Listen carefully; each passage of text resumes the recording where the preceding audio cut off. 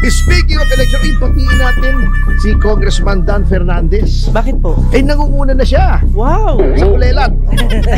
Lalo na si Dan Fernandez, Delikado. mahilig sa singit yan. Delikado. Ayon sa mga analyst, ang pagbulusok ng preference rating ni Fernandez ay dahil daw sa sunod-sunod nitong atake sa mga Duterte.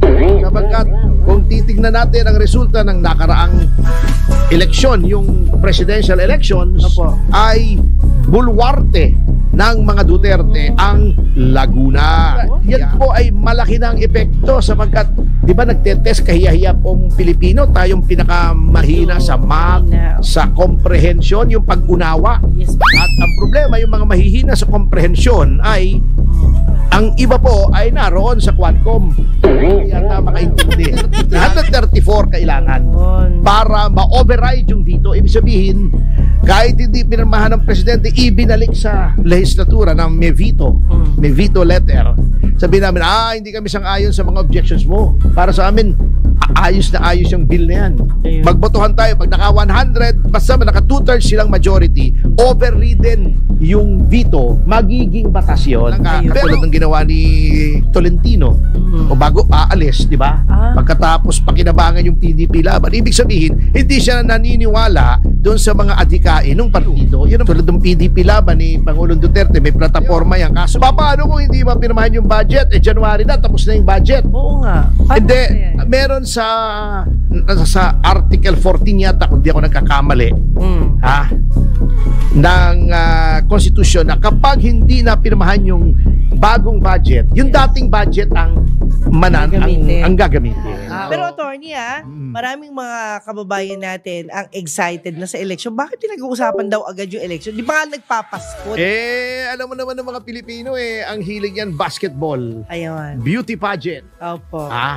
sabong, at eleksyon. Yan. Oo. Speaking of election, batiin natin si Congressman Dan Fernandez. Bakit po? Nangunguna na siya. Wow! Sa kulelat. Grabe naman. Eto, kasi nagkaroon ng isang survey sa Laguna, kung saan may 4 na pangunahing kandidato sa pagkagobernador. Ang dating Congressman Sol Aragones, kasalukuyang Vice Governor Karen Agapay, at kasalukuyang 2nd District Representative Ruth Hernandez. Yes. Opo. At sa pinaka-letes. Teka, wala letes natakot. Nakasama natin si Sol, di ba, sir, sa yes. Batangas? Ito kahapon lamang inilabas ang survey. Okay. Si Sol Aragones ang nangunguna. Of course, hindi pa to sigurado kasi maaga pang masyado, Disyembre lang, Mayo pa. Opo. Halos kalahating taon pa ang eleksyon. Yes. Baka maraming maraming makasingit. Oo. Lalo na si Dan Fernandez, mahilig sa singit yan. Delikado pag makasingit. Fortunites Oo. Ay 40%, rounded off na po ito si Aragones. Ang preference, voter preference. Ibig sabihin, kung ngayon mag-e-eleksyon, mananalo si Sol Aragones ng 40% ng boto. Sumusunod naman si Vice Governor Agapay na may 27%. Opo. Sumunod si Congresswoman Ruth Hernandez na may 20%. At si Dan Fernandez ay mayroon lamang 13%. Talagang 13 pa. gwardyado mo. Di ba 13, Judas yun, di ba? Oo. Kaya ang malas ang 13 sa mga Kristiyano. Bad number yun bad number. At ayon sa mga analyst, ang pagbulusok ng preference rating ni Fernandez ay dahil daw sa sunod-sunod nitong atake sa mga Duterte. Sapagkat kung titignan natin ang resulta ng nakaraang eleksyon, yung presidential elections, ay bulwarte ng mga Duterte ang Laguna. Yan. At yung pananakot at pamimilit sa testigo at pang-aapi sa mga testigo, ito ay nag-backfire. At nagkaroon siya tuloy ng bangsad na Attorney Google. Yan. Sikat na, Attorney Google. turne. Ay, turne! Naging Ay, turne! Ay, yung problema, turne. Google nga eh. Ala? Ang problema, si Attorney Google siya, di ba? Opo. Google siya ng Google ng pondo ng bayan sa investigasyon na walang kapararakan. Ayun. Kaya yun, 13%. Okay. O nga, kasi si Dan Fernandez yan, 13%. Talagang F na. F na. 13%. First. Si Dan Fernandez. Yan. Anyway, nako, speaking of budget sa election, alam mo, dapat batiin natin Sino po? si Senator Amy Marcos. Yes. Kanina na-interview ni Sir Dennis. O nga very interesting kung saan kanyang pinapakisuyuan. Kasi hindi naman pwedeng utusan, siyempre. Opo. Dahil presidente. Although, ate siya, di ba? Opo, ate. Mas may edad si Manang Amy, ano? Yes po, opo. Kay Manong Bonget. Bongget. Bonget pa, Bonget. Hindi malala. Bonget ba? Bonget. Parang poet eh. Wag na, Bonget. Sapagkat napakasama daw ng mga probisyon. Yan ay tinalakay na po natin, di ba? Yes, opo. Katulad nung pagtanggal ng prioridad sa edukasyon na ito ay lihis sa nakasaad sa Article 14 ng ating Constitution. Okay po.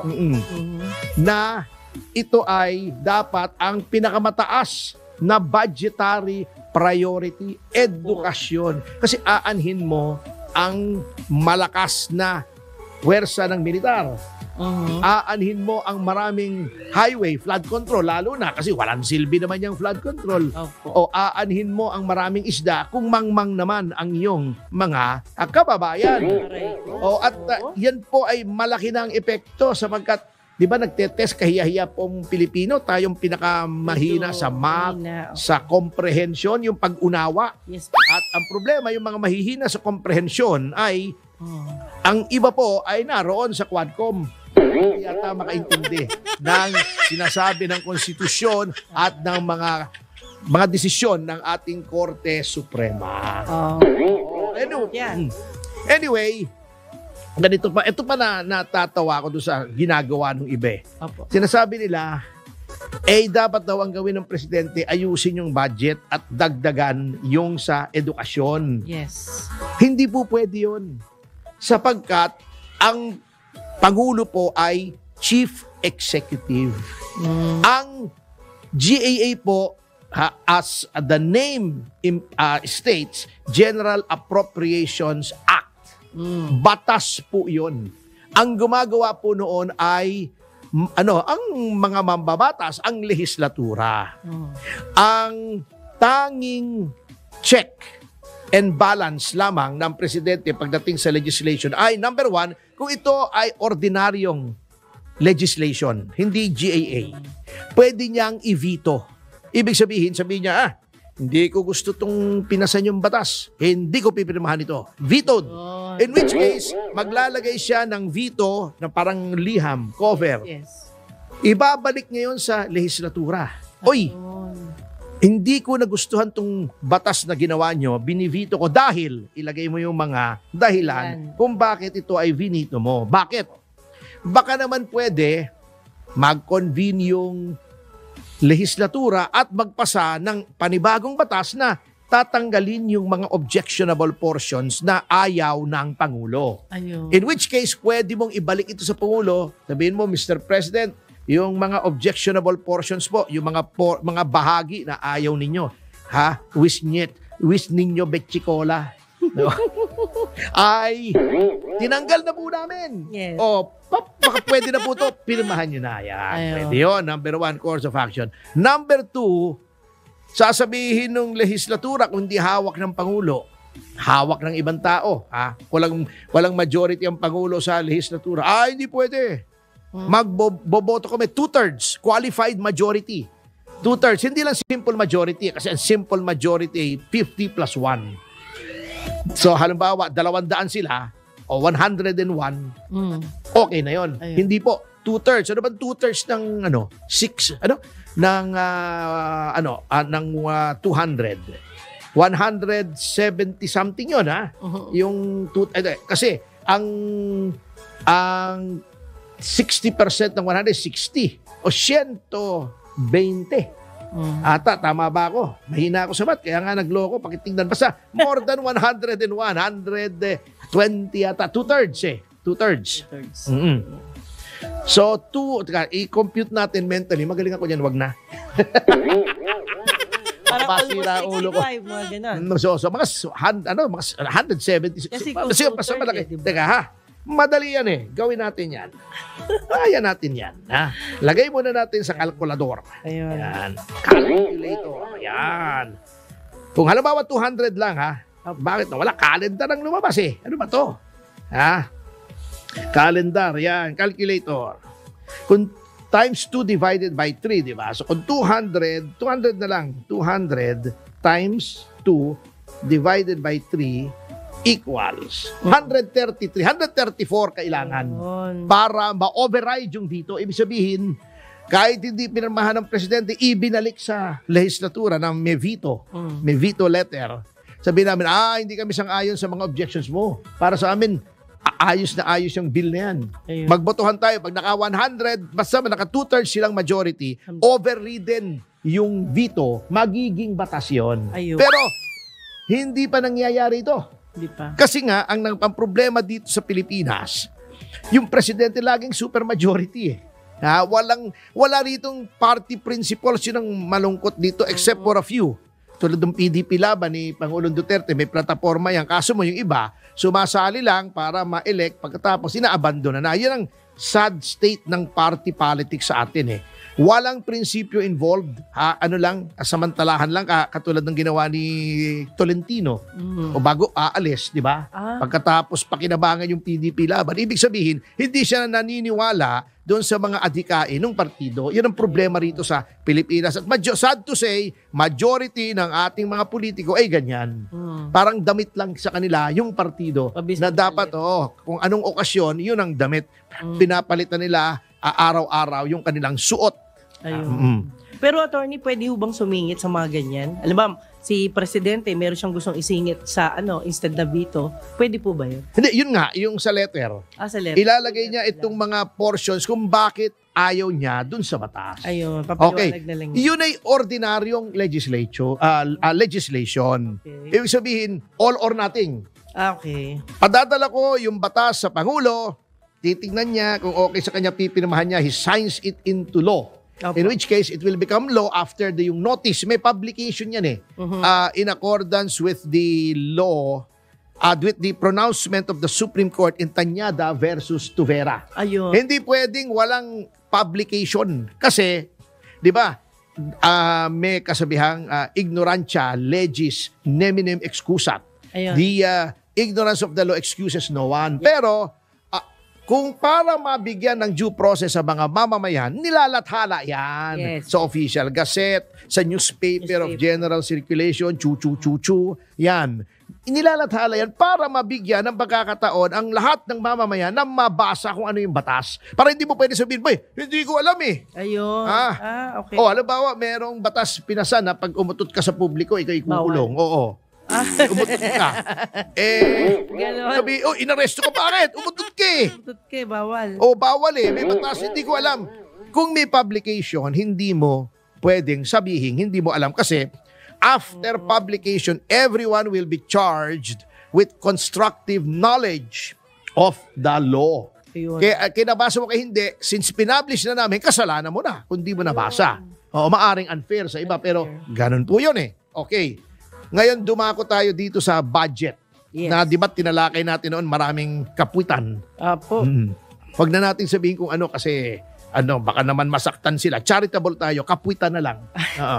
Okay.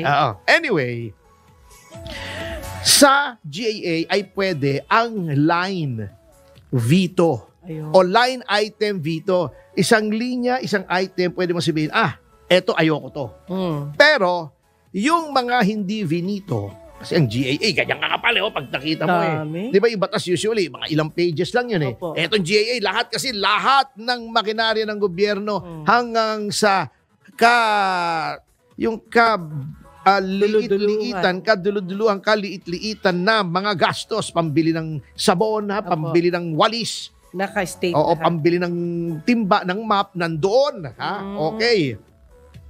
Pag sinabi ng president, ay, ayoko nito, tanggalin ito, hindi apektado yung rest of the bill. You do not have to veto the entire bill para matanggal yung isang item. Ngayon, buti nga, alam nyo, minsan maganda may voice of sobriety dyan sa Malacanang. May wisdom na katulad ni Executive Secretary Bersamin. Siguro, sinabi niya sa presidente, Mr. President, alam nyo, ang dami nagre-reklamo, kamoting kahoy yung budget na sinumiti sa inyo. Hindi naman budget ng Pangulo yun eh. Katulad nga na sinabi ko, di ba, in fairness, may hinihingi siya. Opo. Either dinadagdagan pa yung hinihingi niya o minsan binabawasan. Kamoting kahoy, huwag nyo munang pirmahan, tignan nyo muna. Ngayon, ano-ano ang mga pwedeng gawin ng Pangulo? Di ba? Mas malaki ang budget ng DPWH kasi siningitan ng dilihensyang flood control projects eh. Puro flood control, wala naman, giba naman at the slightest flooding. Yeah. Grabe. At yung flood control na yon na 200 something, almost 300 billion, billion to hindi million ang pinag-uusapan dito, billion na. Ang naging resulta noon ay mas malaki ang budget ng DPWH kesa sa education, which is unconstitutional. Patently unconstitutional po yan. Okay. Anong mangyayari? Kung tatanggalin niya yung flood control, ang mangyayari na, makukure na. Ito ipinyon ko lang naman makukure na yung depekto na mas malaki ang budget. Budget daw, French. Budget. Ng DPWH kesa sa edukasyon, mas lalaki na yung sa edukasyon. Pero, bagamat pwedeng magtanggal ang Pangulo, hindi niya pwedeng sabihin, uy, yung 300 billion, lagay natin sa iba. Hindi po niya pwedeng gawin yun. Hindi pwedeng transfer. Oo. Ang pwede lang niya gawin ay i-veto. Okay. Kung gustong transfer, either mag-agawa ng supplemental budget doon or sa savings, yung may mga savings yan eh. Opo. Yung hindi nagastos, pwedeng ang tawag doon ay realignment. I-realign. Ilalagay doon. Katulad niya, no? Di ba? Katulad yan, ang iyayabang natin, di ba? Nagsalita ang Pangulo, we will not give up 1 inch of our sovereignty.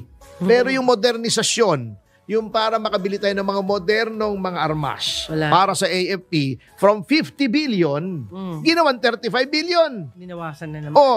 Parang sinabi niya, sige, hindi namin i-give up kahit anong teritoryo at pag sumugod kayo sa amin, ha? Kayong mga Chinese kayo, pag sumugod kayo sa Pilipinas, lagot kayo. Titirahin namin kayo ng tirador, sibat, sumpak. Ano yung laruan? Kaya nga ang yabang natin, lalaban tayo. Bago yung budget sa modernization, bababaan mo, yun. Di batuhin mo, pukulin mo ng tirador. Bili ka ng maraming yung pebbles, yung katulad ng ginagawa sa garden, yung bilog, yung puti, di tiradurin mo. Wawa naman tayo. Tawanan tayo na di pa na, yan, marami sa tondo niyan. Kunin mo yung mga taga-tondo, pagpapanain nyo yung mga sundalo ng Chinese pag nag-invade. Kabukan yun. Marami naman pwede, di ba? Opo. Yung yung mga malaking tinador, lagyan mo pa ng echas. Grabe. Para magtama sa mukha nila, iyo. Hindi mangyari yan. Talagang kabit ng Panginoon. Paluin natin ng bote ng beer sa ulo pagka nag-invade ng Pilipinas. Di ba? Chinese saka since wala tayong drone, lagyan na lang natin ng kwitis yung mga saranggola, pali natin sa kanila. Grabe naman yung suggestion mo. Kaya itong mga congressman na to, alam nyo, ngayon, baka natatakot kayo. Paano kung hindi mapirmahan yung budget? January na, tapos na yung budget. Oo nga. Hindi, meron sa Article 14 yata, kung di ako nagkakamali, ng Constitution na kapag hindi na pirmahan yung bagong budget, yung dating budget ang gagamitin. So, ano lang po kayo, relax lang po kayo. Pero, May gamot pa po yan. Kaya pag nakita nyo sina Dan Fernandez, sina Abante, sina Paduano sa kalye, halimbawa sa mall, namamasko, wag nyo sasampalin. Wag. Hahagisan ng bote ng mineral water sa mukha. Wag. Pag nakita nyo po, si Ace Barbers na pababa ng escalator, wag nyo po sisipain, para mahulog.